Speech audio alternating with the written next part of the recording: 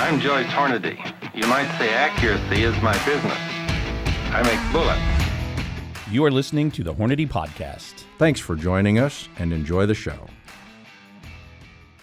Hello, everyone. Thank you for tuning in on this episode of the Hornady Podcast. I am your host, Seth, and today a panel of folks around me. To my left, fellow marketeer Preston Lentfer. Across the table, another marketeer, Matt Ritchie, and project engineer Miles Neville. Guys, thanks for gathering around the table. Good morning. It is a good morning. And in fact, it's a better morning every single day, because every single day that I wake up and I look at the thermometer, it's getting colder every morning. And that makes me excited. I wish we were gathered around a campfire. It would be quaint. It would be a literal campfire crackling in the center, gathered around talking about something that we're all passionate about.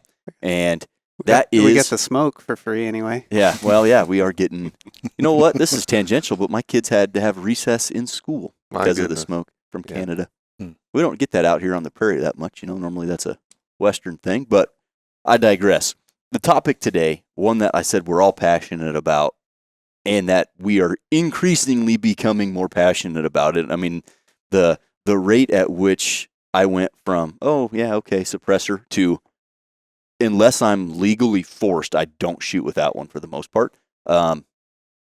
It happened pretty quick, and that's something that has really engulfed us all. So this episode, I want to talk about suppressors, kind of some different varieties, how we like to use them, some hunting application, your children, hunting with your family, shooting with your family, using them in competition, pistols, how they interact with gas guns. There's a whole world of suppressors, and there's way more brands out there than there used to be, and they're easier to get. Now, they're still lengthy. The timeline it takes to get one is certainly ridiculous, but the process and the paperwork, there's several companies out there that we'll talk about that have really standardized that process. So basically, we're in a world where if you don't have a suppressor, it's your own fault. And as soon as you get one, you're going to wish you would have ordered two.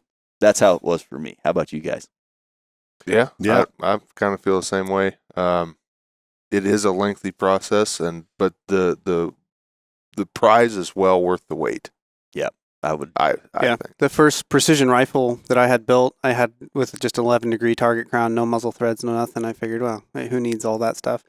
And then I was lucky enough to get acquainted with the O'Neill Ops guys, and we went out and shot suppressed one day. And I was like, "Yep, I need that." Yep, we're gonna go ahead and get that. That was an easy decision. What year was that? 2015 or so. Yeah. Matt, what about you? Yeah, my first introduction, my uncle had one on a 308 from, before they were cool. Mid 2000s. And so, yeah, that was just, he was like the proverbial hunting rock star because he had a suppressor on his gun. And it was just, shoot prairie dogs, shoot deer, shoot, coyotes. Yeah, that was my first dip of the toe in the water. And it's, Yep.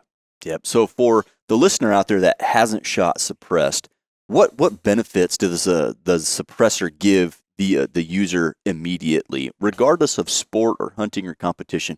What do they experience right out of the gate? You get the can, you thread it on. What do you guys get? I guess depending on the cartridge you're shooting and the size of the suppressor that you have and the efficiency of it, you're going to see markedly quieter muzzle report. And it's not movie quiet. Especially supersonic firearms, like supersonic ammunition, is still going to create a sonic boom as the bullet goes through the air, and that's going to sound like a high velocity 22. Basically, no matter what, you're going to get you're still going to get that. But the muzzle report, there's no bang, there's no big boom, no thunder. Right? Mm-hmm. It just cuts most of that almost completely away. So depending on what it is, it may or may not be hearing safe. If you're going to shoot a lot of rounds, it's still a good idea to put plugs in or something throughout a day. But if you're just shooting a few rounds, or if you're in an open environment and the wind's blowing into your back, I mean it doesn't hurt your ears at all. No. And so the biggest benefit is it's just plain quieter. Yeah. And I don't know where I heard this, but I heard this many years ago. Might have been on a Vortex Optics podcast, but I can't remember, where the analogy that they gave was, if I was standing in front of you and I shoved you in the chest as hard as I could, you would experience that, like, okay, this guy just shoved me in the chest. And then if I did that exact same thing and I shoved you in the chest as hard as I could. And when I did that, a giant explosion happened. It would be more impactful in your mind just because there's a giant explosion, even though I pushed you the same. Mhm. And I feel like that's kind of a good analogy when shooting, right? Mhm. Like just in the sound alone, regardless of what this might do to recoil, which we'll talk about in a moment, just the audible bang of a rifle sometimes is enough to go, oh, wow, like that was very impactful as I Right. pulled the trigger. And cutting that out is huge. One, just for hearing, and two, for shootability. You know, you put these suppressors on some bigger cartridges, or if you're recoil sensitive, you put them on some moderate sized cartridges. It helps you be a better shooter, in my opinion, just by getting rid of the sound. Right.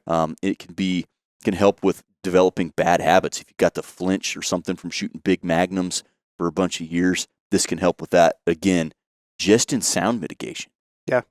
There's also the benefit of recoil reduction. Yeah, let's too. talk about that. It's not like a muzzle brake kind of cuts it, and it's a sharp, sharp event when you shoot with a muzzle brake. With a suppressor, it just delays that. It pulls that impulse out longer, and so you get more of a push out of it, like heavy recoiling Yeah. stuff. Smaller stuff you don't really notice as much, but the heavier stuff you'll get more of a lengthy push that is, the peak of it is lower, I guess. But certainly a dramatic improvement over bare muzzle. Oh yeah, 100%. Oh yeah, yeah. I think the right vernacular that in my mind when I think of, say, my 7 PRC, for example, that I built, the 7 PRC suppressor bipod scope, it's right at 10 pounds, and that's with literally everything bolted onto it. So it's a pretty lightweight rifle in the world of precision hunting rifles.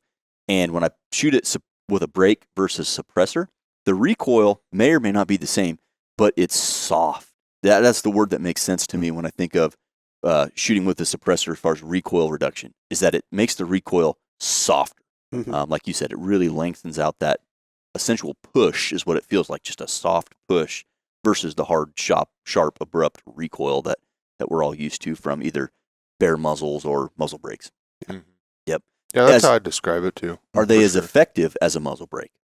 No, It in my depends. experience, no. There's stuff like the Area 419 Maverick, and there's some other brands that are doing that are geared for precision rifle competitions. And in that realm, they come close. There is some overlap with maybe some less efficient brakes and some of the more efficient suppressors, but those also end up being louder suppressors too. So Mm. you get kind of some of the best of both, I guess, but they're not dead quiet. Do we even bring up the fact that at some of the suppressor only matches that I've been to, they've not allowed Right. such suppressors that Yeah. have brakes on the end of them? Oh, really? Yeah. One of those. They're loud enough that everybody around should have ears. Yeah. So you Yeah. said like the Area 419 Maverick, and I know the Silencer Co. Omega has what they call their anchor brake that Mhm. they can thread on the end of it, just to help further reduce the recoil. But it does. Yep. And I know Coincidentally there's make some them a little 50 louder. caliber suppressors as well that have that on there Mm. just to try to. But I would use a 50 cal suppressor on a 50 cal 11 times out of 10. Yeah, every time. That's yeah, that's a big gun, big cartridge, lot of powder. Find the latest shirts, hats, hoodies, and accessories that you see here on the podcast and much more at HornadyGear.com.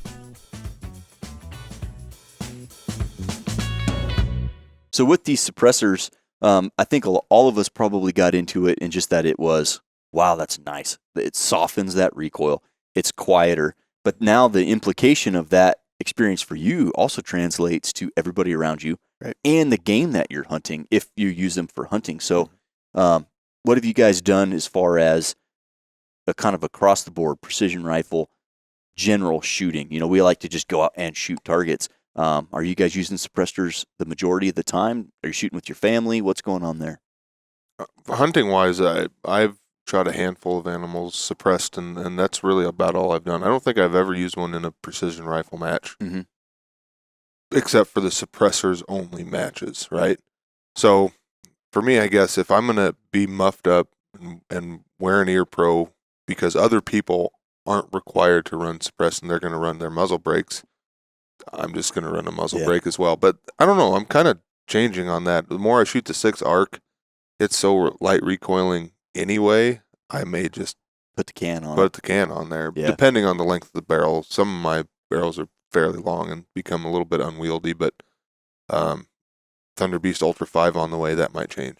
Yeah, get a little bit on the short side. Matt, how about you? I know you've got a bunch of kids that you love to get out in the field, and they love to just target practice too. Yeah. So if competition wise, I'm going to run a break unless like once I get my 6 arc done, then I'll probably see about putting my suppressor on it for competition wise. But if I'm at home, like I live in the country, I can shoot 100 yards down down along the side of my driveway. So if I'm either out there practicing on a barricade or I got my kids out getting ready for hunting season, now that I've got a suppressor, it's gonna be on that gun. Hunting too. Like I just, like I said, once I drank that first sip of Kool-Aid, it's like I gotta have one of these. Now that I got one, I want more of them, and I want them on every hunting gun. Yeah. Well, now I'll say hunting. I haven't noticed a huge difference in the way the animals react. Quite honestly, it's a small sample, but I haven't noticed a huge difference.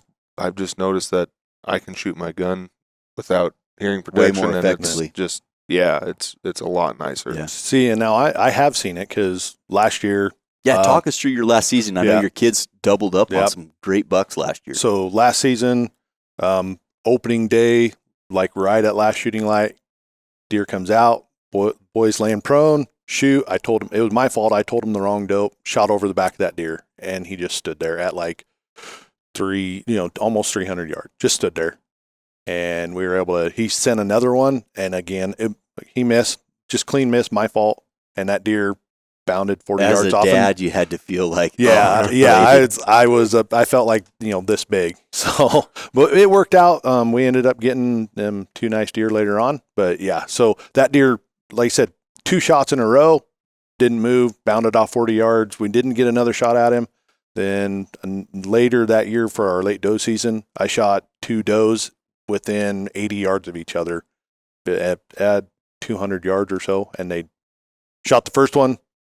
Went 20, 30 yards into it, looking into another field. That deer was standing there eating. He never even knew that first one had been shot. Wow. So, I mean, you've seen that for sure. Yep. So it's hard to tell a lot of times because there's sometimes like the place that we all go to hang out and shoot. It's like a buddy's. He's got like a ranch farm set up where he's got a target range, along with it, and the deer there will be shooting. They're so accustomed to it. Yeah, we'll be shooting. We'll look over and like, oh wow, there's a herd of deer right there, and they don't care. So it's hard to tell individually how much the animals care or notice or how much difference it makes. But I definitely have noticed like shooting at coyotes. This has been years back, but I was out antelope hunting and saw 3 or 4 coyotes sitting on a hill. And your antelope hunt turned to a coyote hunt. Yeah, and I was like, I held off for the longest time because I was trying to get to this group of antelope, and I was like, yeah, they're outpacing me. I ain't gonna catch them. So then set up and took a couple shots at coyotes, and this was 800 or 900 yards away. And I don't think I ended up connecting, but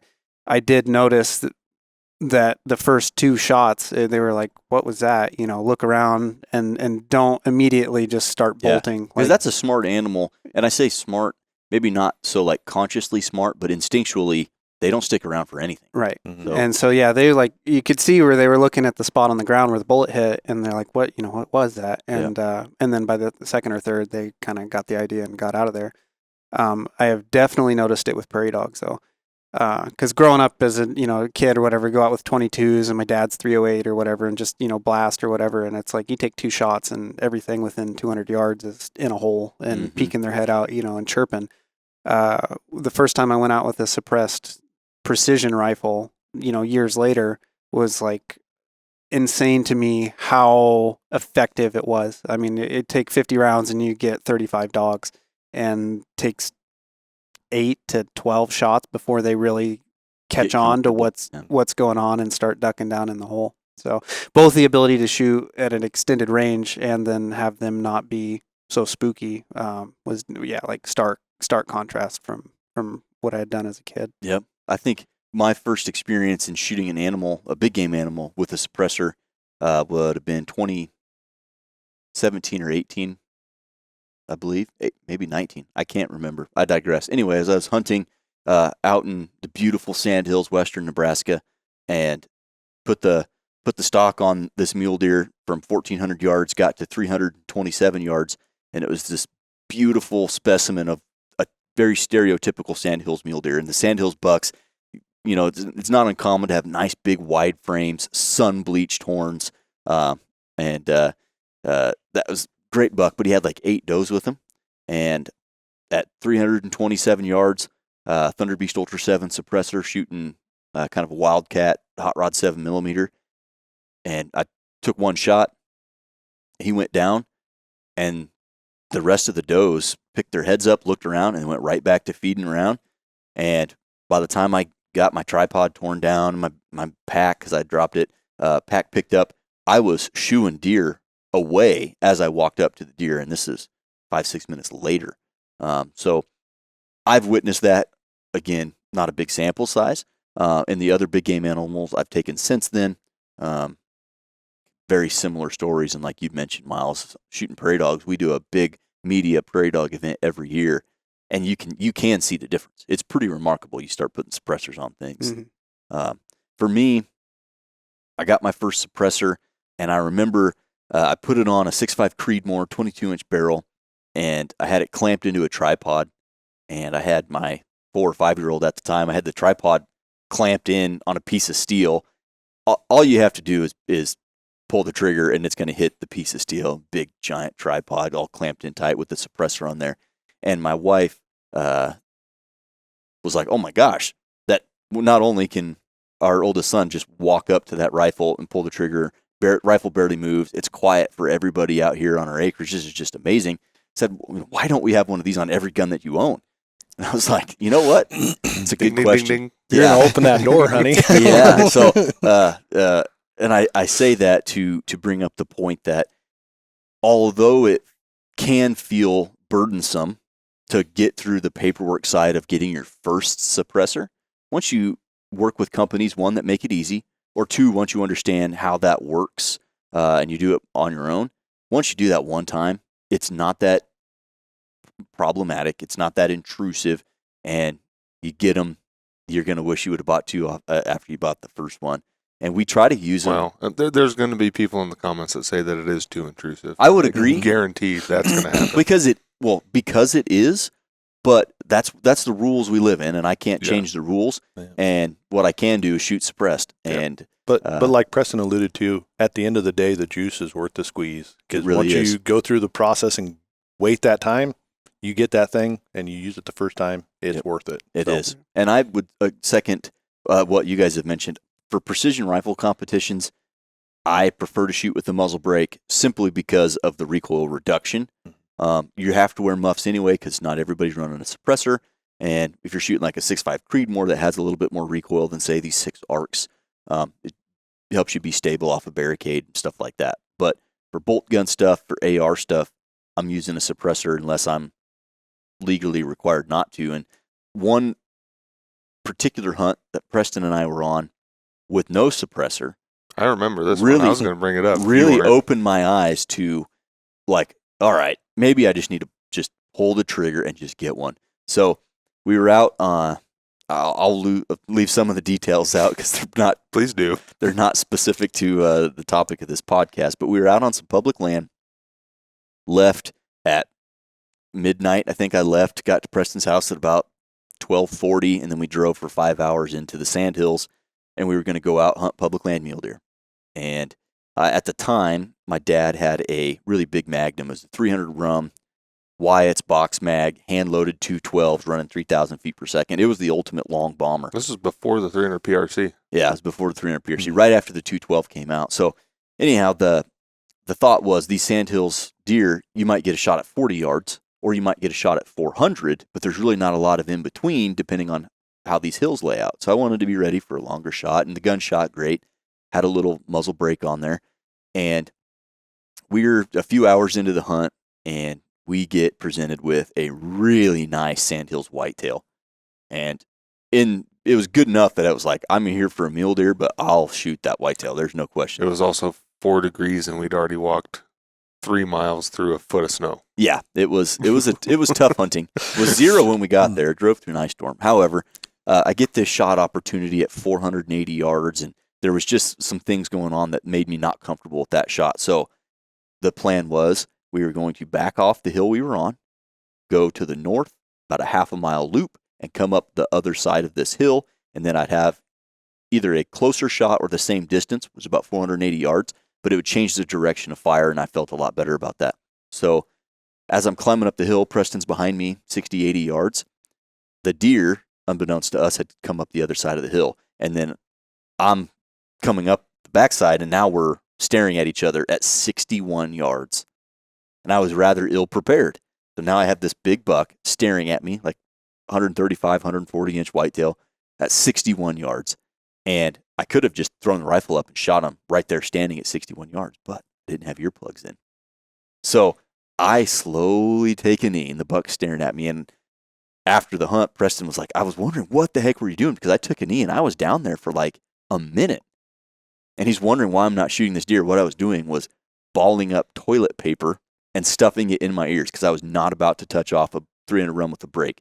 Absorb that blood that's about to flow out of your ear. Yeah. So long story short, we shoot the deer. Everything's awesome. But I would have passed that shot opportunity simply because I didn't have hearing protection in. And it's an afterthought when you're in the heat of the hunt. It is, and then all of a sudden your ears are rung, and you've got 3 miles through a foot of snow back to the truck to even just feel comfortable again. Yeah. While your head's just pounding. Yeah. The Hornady Rapid Safe Keypad Vault offers quick, dependable access to your firearm while providing security from unauthorized users. The Rapid Safe Keypad Vault is constructed of a heavy-duty 14-gauge steel housing and thick steel lid for tamper-proof security. The included RFID watch band tag and RFID decal can be selectively programmed to open this safe and any other Rapid Safe you own. The Rapid Safe Keypad Vault from Hornady Security. So we spent a lot of time talking about competition and bolt actions and hunting. Let's talk a little bit more now about gas guns, because that's a little bit more of a sticky widget. With the bolt gun, thread the can on there and go have some fun. With a gas gun, there can be instances where you just put the can on and go about your life, but there can be instances where it's a little gassy. You feel stings in your face. The gun doesn't cycle very well. So, Miles, fellas, what's been your experience with suppressed semi-autos? Yeah, your best bet, if you know it's going to be predominantly on a gas gun, is to get the flow-through designs, OSS or Huxworks or whatever, stuff like that. Oh, and so you're talking suppressor design. Yeah, the flow-through suppressors are the way to go. Like I use this Ultra 5 on my AR, and it definitely increases the gas pressure, the back pressure in the system. And so what you'll get, you'll get puffs of it into your eye. If you run a ton of lube, you'll get black spray on your face from blowing lubricant out of the back of the upper and everything. It holds more gas back in the system and it throws it back into the breech, especially in direct impingement like AR platform. Yeah, so that takes some of the benefit of the suppressor. It's quiet, everything's nice, and it kind of mitigates a little bit because now I'm getting peppered in the face. Yeah, and you get more, there is more breech blast, so that's louder to you. So I can take a 16-inch 6-arc bolt gun, put the Ultra 5 on it, and it's kosher, totally awesome. Put it on a gas gun, and now it's ringing my bell because of all the breech blast. Okay. The gas that's coming out of the breech when it cycles and opens up. So if you don't have that and you're just with a traditional suppressor design, the best bet is to start off with an adjustable gas block, because you're going to want to probably tune the gas down. It'll run like it's overgassed basically when you put the suppressor on there.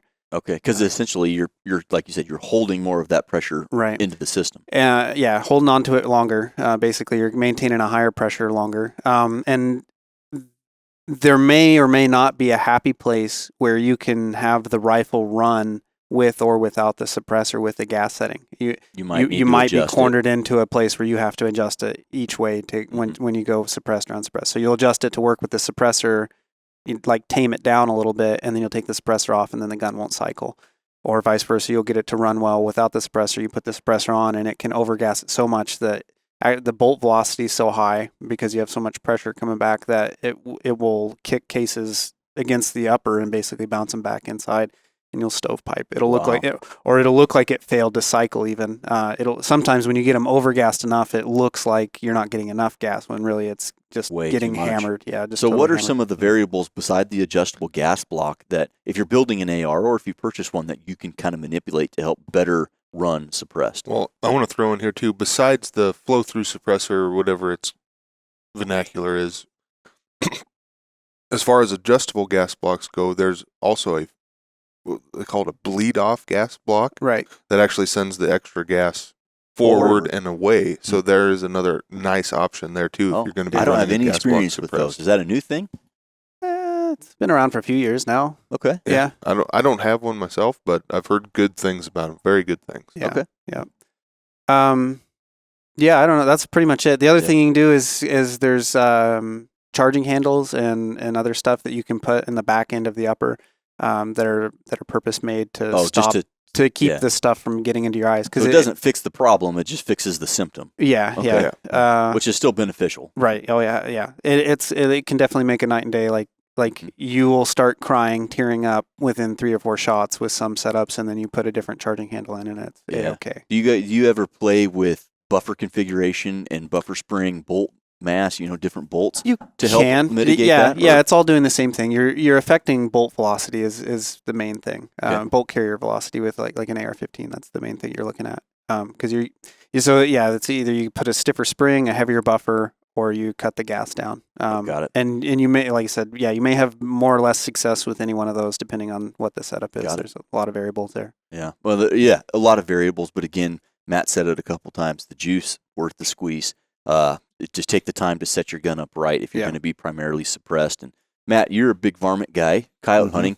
Are you a bolt gun guy, coyote hunting, or do you take the AR out? And if so, you running a suppressor out there? I'm a bolt gun guy mainly out of necessity. Don't have an AR right now. I've had a few and gotten rid of them, traded them, done whatever. But I'm a bolt gun guy, and you've been around you enough. I'm a short-barreled bolt gun guy for my coyote gun because I am putting that 7-inch Thunder Beast Ultra 7 on it. Mm-hmm. So I want it to be easy because I'm the type of guy, like, I'll park and I'll walk half mile in to get set up. I'm not just going to park behind the hill and walk up over the hill and start calling. Yeah. Like, I'm going to You walk can get in away ways. with that on ground that hasn't been hunted hard for coyotes about one time. Mhm. And then, generally they're... Yeah, so I run a 22-inch barreled 6mm Remington Ackley that's my primary go-to gun for varmints. Okay. So, Well, I think I'm not a particularly bolt gun lover, gas gun lover either. Kind of got that out of my system early.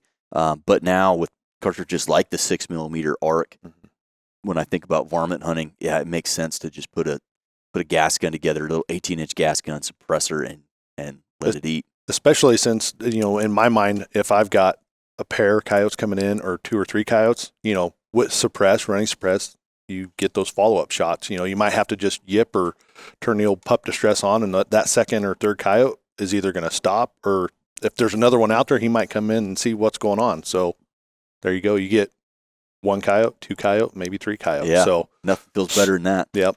Awesome. One thing I'm thinking about, I just got a thermal optic for night hunting, coyotes and raccoons, whatnot. Does the suppressor tame muzzle flash at all, on the shorter guns? Is that a thing? Yeah, you'll see that, especially at night, night and dusk, twilight, whatever. You'll see that there's usually almost no flash signature. Like if I were to put a short can like an Ultra 5 or something onto like a 308, like a 16-inch 308, you'll get bang out of that. Like you'll still get pop. Yep. And you'll see a flash out of the front of it. Most of the time, like these titanium suppressors are, until they get a good coating of carbon on the inside, you'll get little purple sparks that come out of the front of them, that just where the powder kernels are hitting the titanium and sparking it out. But yeah, it's like the flash signature is almost completely gone. Now for thermal, I don't think it would really matter. For night vision, you would definitely get a little bit of that. Yeah, night vision suppressed, or thermal suppressed ARs is the way I go for coyote hunting. Mm. And then during the daytime, it's a toss up. Just depends on what gun I got ready. Yeah. Yeah. Or if you're hunting something else, because a lot of, we've talked about it on this podcast a lot over the last year and a half, but a lot of hunts turn into coyote hunts, just like your antelope hunt. And so sometimes it's whatever you got with you. Changing gears a little bit, an area I have no experience with. Let's talk suppressor use on handguns. It's nice. Yeah, is it? Yeah. I got no idea either. Yeah. And it's not out of any, I'm not a big handgun shooter. I have handguns. I do practice with them, quote unquote, train with them. I carry a gun every day. But suppressors are not conducive to carrying on your appendix or something, for example. But where do they fit for you, Miles, specifically, since you have the most experience with that? And I have shot them, and it is just plain fun. Is that? Yeah, that's pretty much it. It's a range toy. There may be some application for like trappers or varmint, like raccoons or something like that. And I don't know it depends on the setup. But yeah, like if you got a trap line, that's a good point. Yeah. And you don't want to make, you're in an area where maybe you got neighbors, some distance away that would hear a gunshot and get peeved about it, Yeah. But Or just the fact like, oh, I have an animal in a trap that I'm gonna have to shoot, and I don't want to bring hearing handguns, regardless of what they are, ring your bell if Yes. you don't have ears. And so it's nice for that. The best benefit of it is with subsonic ammo. So 45 ACP, you're fine. 9mm, you got to go to like 135 to 147 grain or heavier, the specific subsonic ammunition. It's just plain fun. It sounds like a pellet gun. I mean, and you're getting all of what a 9mm or whatever caliber it is out of it. So. Well, you brought up a good point there, and we'll go back to semi-autos here. You talk about subsonic. I totally glossed that over. You're talking about range toys. There's nothing funner on the range or for thermal hunting than a suppressed 300 blackout running our 190 sub X bullet. Yeah. You want to talk about a combination. That bullet hits like a freight train. Below the speed of sound, throw the suppressor on there. The sound of the action is the loudest thing you're going to hear is the sound of that bolt moving. Yep. And you can do it with a 10 or 10.5-inch barrel or shorter, and it's still just giggly fun. Yeah, it's the giggle switch. Yeah. So. Yep. That's it's worth side subject, but while we're talking about NFA paperwork, it's sometimes worth it to do the SBR thing too. Oh, sure. Yeah, that's fun.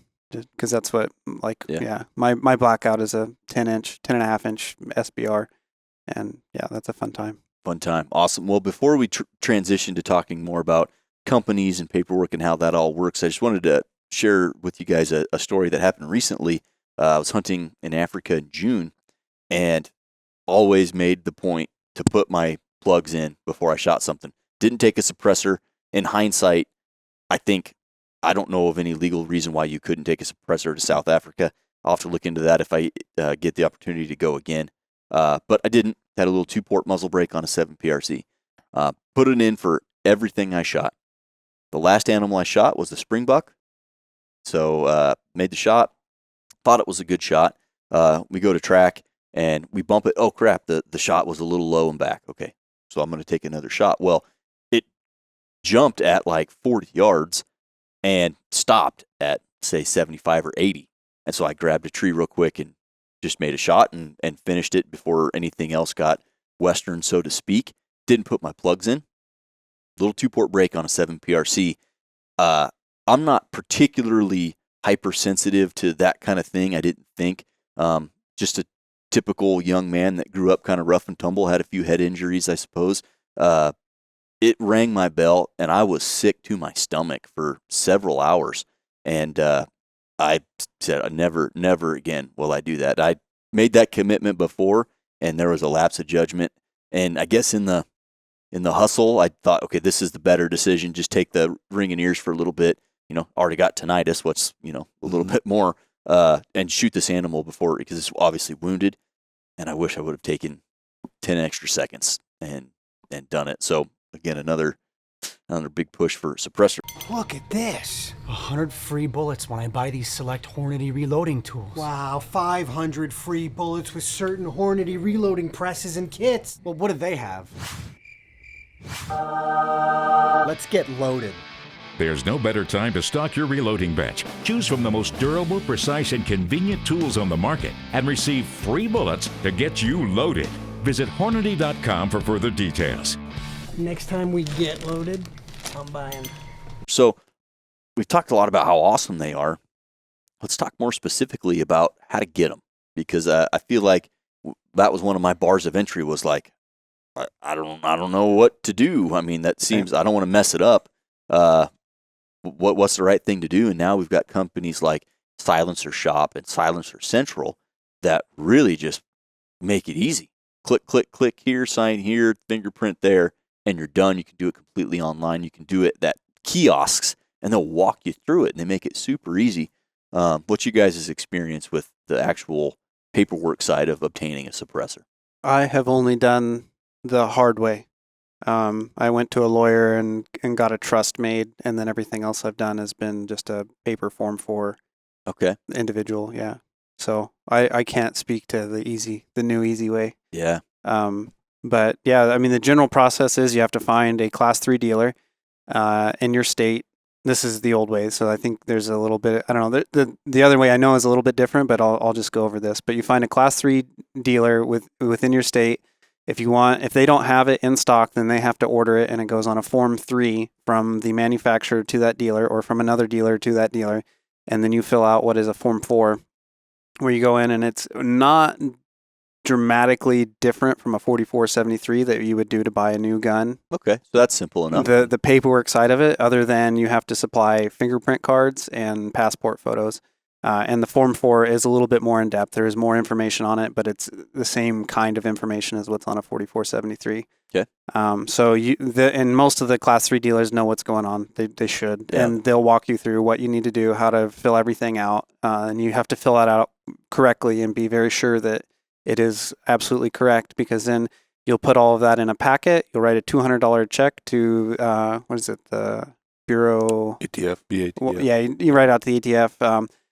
Forget what, anyway, their overhead. But then you write out the $200 check, put it in there, and you send it off. And then really the only feedback you get is that I think you get a confirmation that they received it, that you'll see that your check clears, and then it's a 4 to 14 month wait. And then one day your dealer will say, "Hey, I got your paperwork in."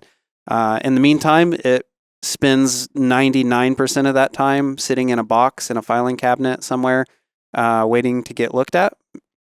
Because I think there's something like 10 to 15 agents that do everybody's ATF paperwork in the entire nation. That's a problem. Yeah. Yeah. Well, there's a whole sidebar on that, because I think your $200 goes to the general fund. It doesn't go specifically to that division of the ATF.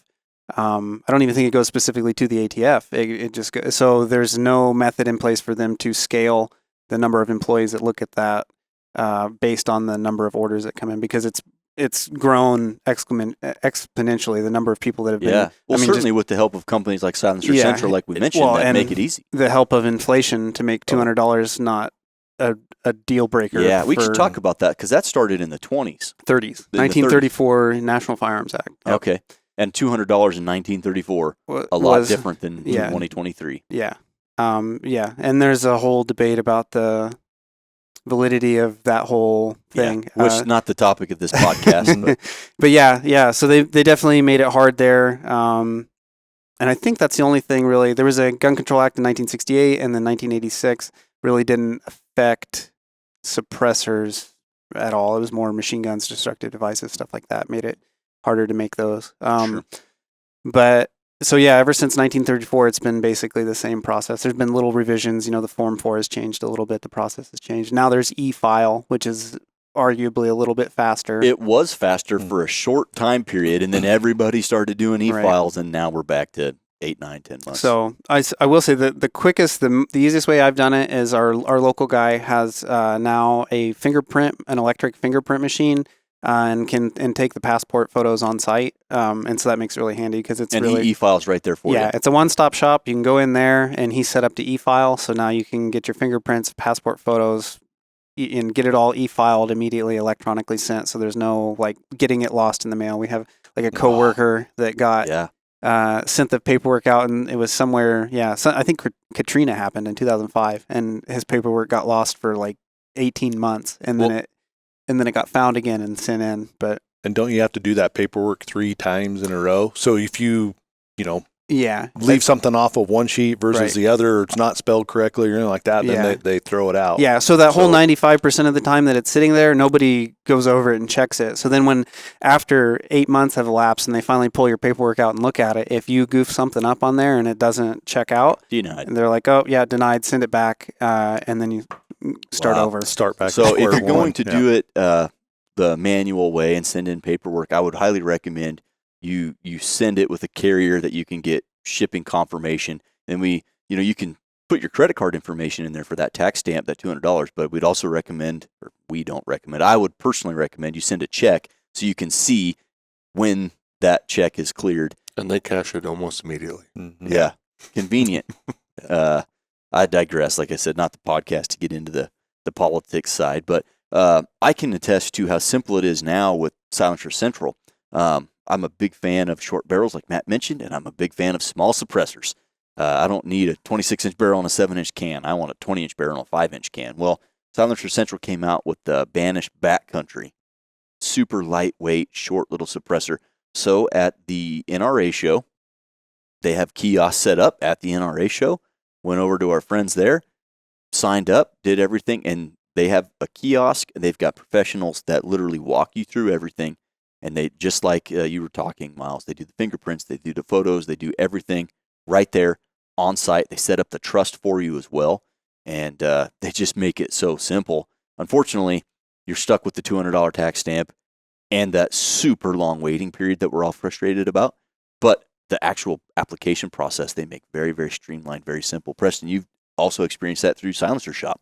Yep, that was really easy. And I think it all depends on your FFL dealer. You know, I've got a good relationship with the gentleman you use, and I've got a good relationship with the guy downtown, and he walked me through it and held my hand the whole time. It was great. Yeah. Yep. Very easy to do.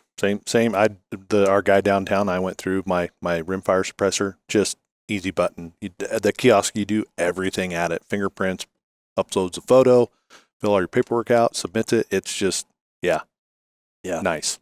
That's awesome. Well, and again, I think the ease of application with some of these companies and with eFile, that's increasing the amount of applications that the ATF is getting, and for good reason.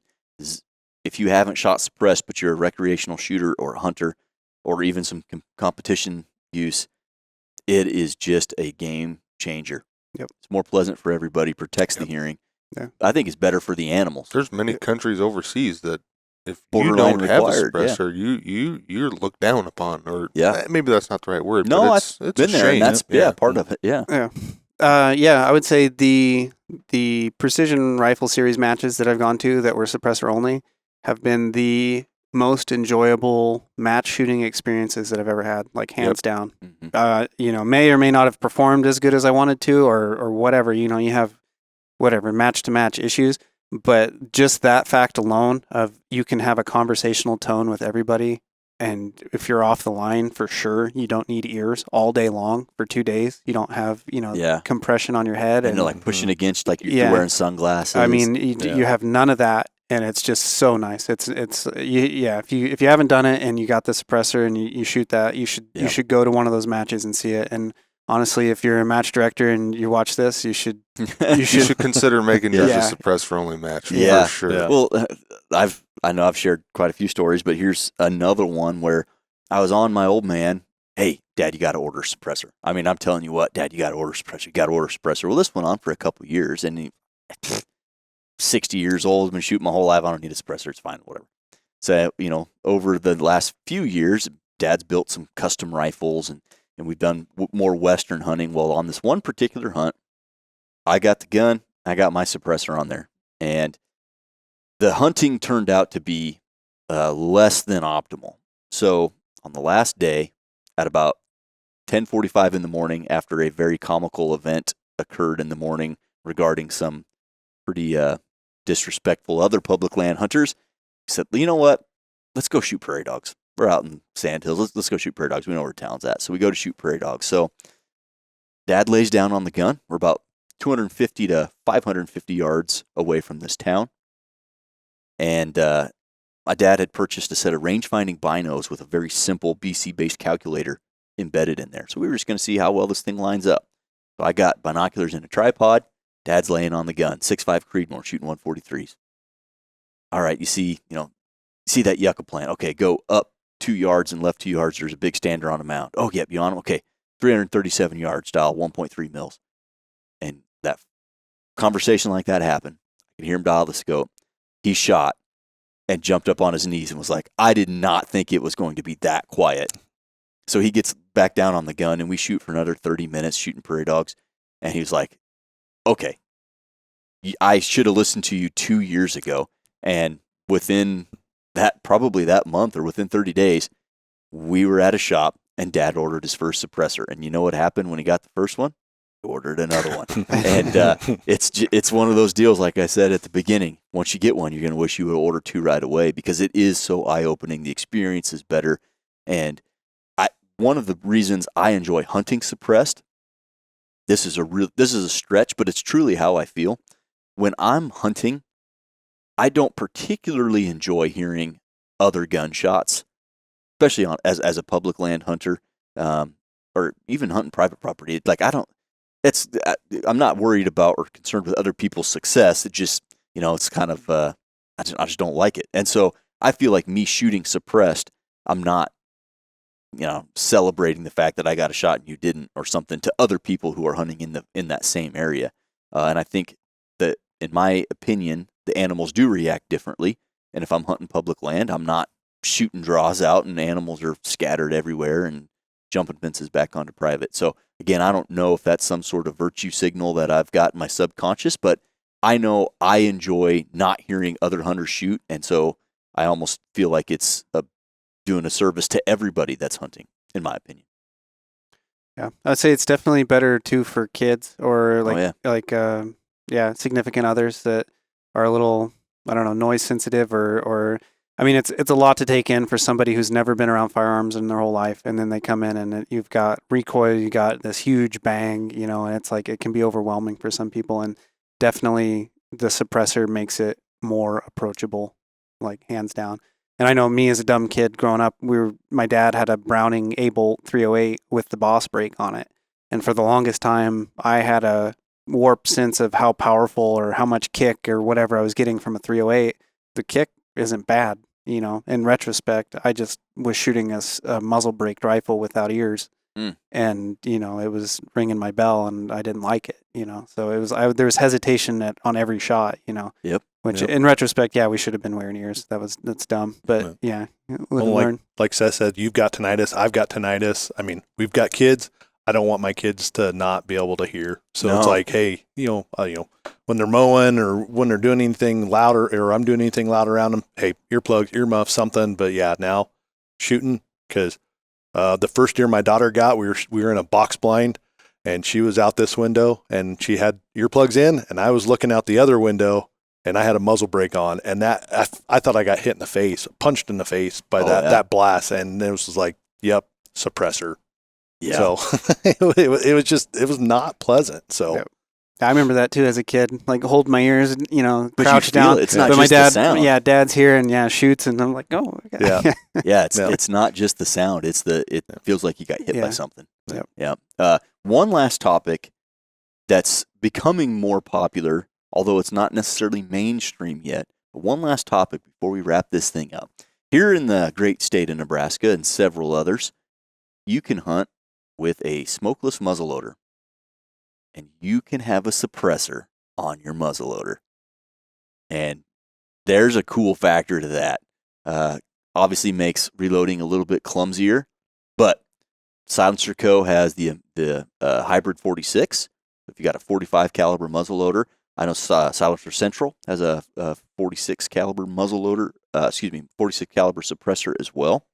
And I haven't done it yet, but it's on my stuff to-do list because I've got a high-performance 45 caliber muzzleloader, and it's got a brake on it, and it's pretty tameable. That brake really helps it be easier to shoot than a typical big recoiling muzzleloader. But Luke at Arrowhead Rifles has been a big proponent of it now for the last several years. And again, with the hybrid 46 out there, or with the Silencer Central Banished 46, you've got a legitimate suppressor for your precision muzzleloading setup. And have any of you guys experimented with that, or was even aware that that's a thing? No. And I don't know that I necessarily will. I never say never, but there's even one muzzleloader that's integrally suppressed that they can ship to your house. Yeah. I forgot. I've not heard the best reviews on it, but I don't have any personal experience with it. But it is a suppressor. I'm going to call it, maybe they call it a moderator, but it's welded to the barrel. And that's a traditional inline muzzleloader. I think 50 cal. Pellets or Blackhorn 209, whatever have you. But if you enjoy shooting suppressed and you're a muzzleloader hunter, you could look into that. Or I've also got a smokeless muzzleloader and love it. I don't know if I'll do it. Yeah. Well, like I said, shoot it that the much. reloading is a little bit more clumsy. have to have a really long drop tube or remove the suppressor. But when you're out there for that, one shot type of thing, cut the recoil down, cut the sound down. Kind of a cool option out there. It'd be nice. Mm-hmm. Yeah. So if you can suppress it, you should. Yeah. In summary, if you should suppress it, you should. I think that's a good spot to end. Do any of you guys have anything else to add about this discussion around suppressors, whether that be gas gun or getting your gas gun to run, subsonic pistols, bolt guns, anything? I'll just say we understand the limitations that we are under right now. If we said anything that you don't agree with, just know that we get it. Yeah, we get it. This is not a podcast to get political on for sure. Yeah. And